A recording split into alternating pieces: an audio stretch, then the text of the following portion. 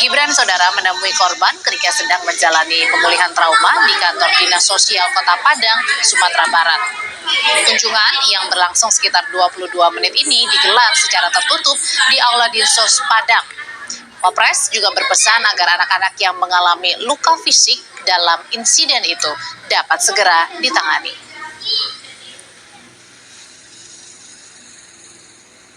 Beliau atau Wakil Presiden menanyakan korban dari anak kita ada 2 orang yang masih belum bisa berjalan, 1 orang, tapi yang satu di sini masih sakit, yang satu anak kecil di bawah 2 tahun itu berteriak histeris tiap malam.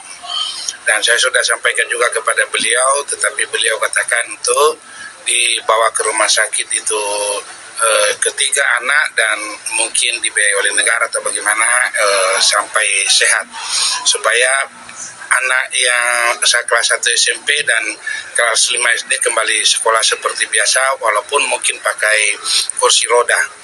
Itu pesan dari Bapak Wakil Presiden kita. Saudara, polisi sudah menangkap 9 orang yang diduga melakukan pembubaran paksa kegiatan rumah doa di Padang, Sumatera Barat. Menteri Agama mengecap aksi pembubaran itu. Insiden pembubaran kegiatan ibadah di rumah doa milik Gereja Kristen Setia Indonesia (GKSI) di Padang, Sumatera Barat pada 28 Juli lalu direspon Menteri Agama Nasaruddin Umar. Menteri Agama berharap peristiwa serupa tidak terulang.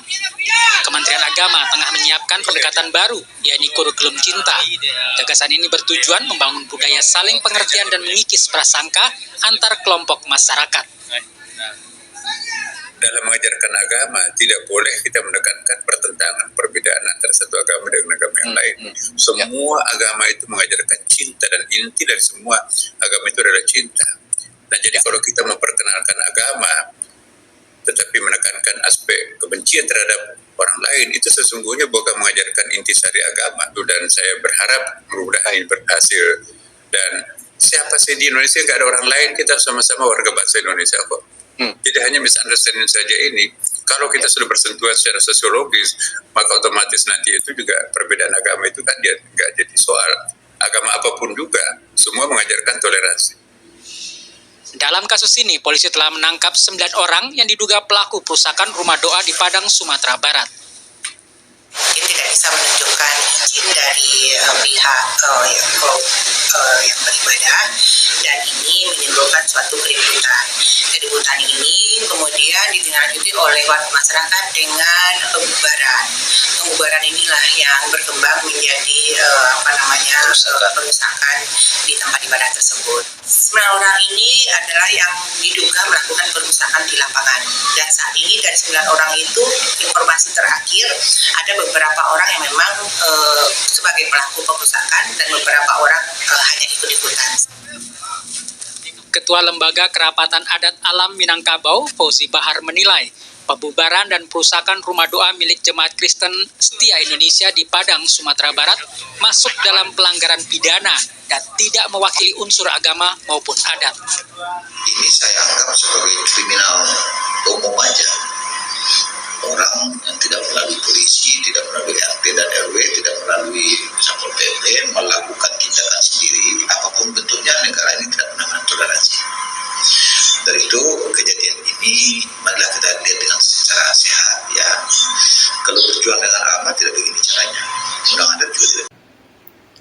Ya, oke teman-teman, kembali lagi di channel kita. Kali ini kita membahas lagi tentang perusakan gereja atau rumah doa di Padang yang dilakukan oleh beberapa oknum, dan kita lihat apresiasi daripada Wapres ini yaitu Gibran Rakabuming Raka yang berkunjung untuk menemui korban di Padang.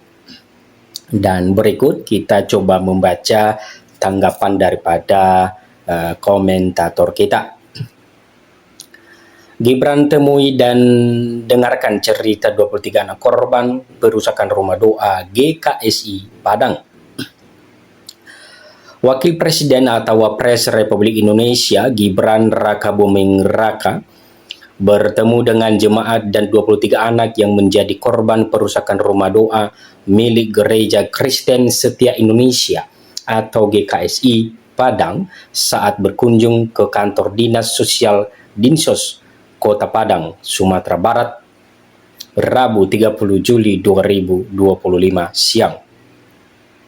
Adapun jemaat GKSI awalnya diminta untuk bersiap bertemu dengan Gibran di rumah doa pada Rabu pagi. Namun tidak jadi dan tempat pertemuan dipindahkan ke Dinsos Padang. Sekitar pukul 10.53 WIB, Gibran tiba di Dinsos Kota Padang dengan mengenakan kemeja coklat dan celana panjang hitam. Setibanya di aula Dinsos, Gibran bertemu langsung dengan 23 anak yang mengalami trauma usai rumah doa mereka di Kelurahan Padang Sarai, Kecamatan Koto Tengah dirusak oleh sekelompok warga pada Minggu. Selama berada di dalam aula, Gibran didampingi oleh Gubernur Sumber Mahyeldi dan Wakil Gubernur Sumber Fasko Rusemi.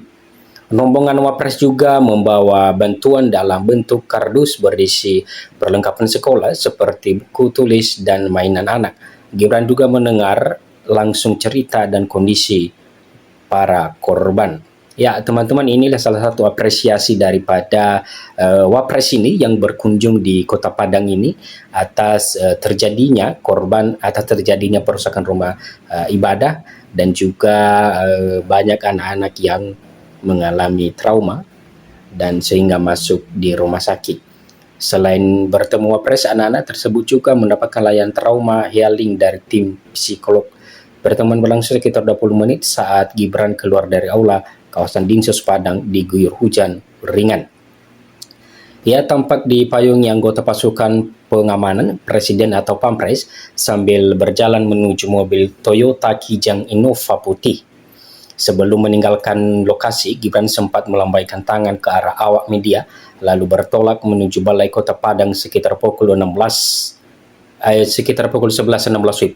Wakil Gubernur Sumatera Barat Fasko Rusemi menyampaikan bahwa agenda Gibran di Padang masih berlanjut. Mas Wapres, agenda di Padang itu ke Sekolah Rakyat Dinsos dan ke Balai Kota Padang untuk bertemu FKUB. Saya juga langsung menuju ke sana mendampingi Wapres, ujar Fasko resmi di kantor Dinsos Kota Padang. Sebelum ke Dinsos Padang, setibanya di Kota Padang, Wapres Gibran terlebih dahulu mengunjungi Balai Besar Pendidikan dan Pelatihan Kesejahteraan Sosial atau BBPPKS untuk meninjau kegiatan di sekolah rakyat. Sebelumnya diberitakan rumah doa milik GKSI di Padang Sarai, Padang yang juga dijadikan tempat pendidikan agama siswa Kristen, dirusak sekelompok warga yang menganggap bangunan tersebut merupakan gereja yang tidak memiliki izin. Kejadian tersebut menyebabkan kepanikan terutama di kalangan anak-anak dan jemaat yang sedang beribadah. Pihak kepolisian telah merespons kejadian tersebut dengan menangkap 9 orang yang diduga terlibat dalam aksi perusakan. Mereka teridentifikasi berdasarkan video yang beredar luar di media sosial.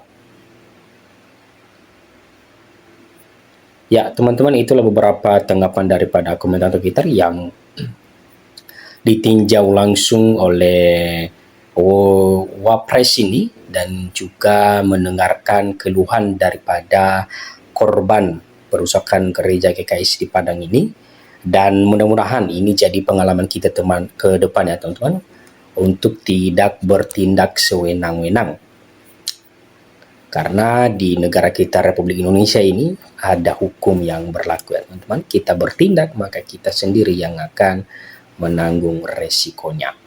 Ya, oke teman-teman, sekian saja dulu pembahasan kita di video kali ini, dan jangan lupa dukung terus supaya teman-teman tidak ketinggalan di video-video berikutnya, dan terima kasih.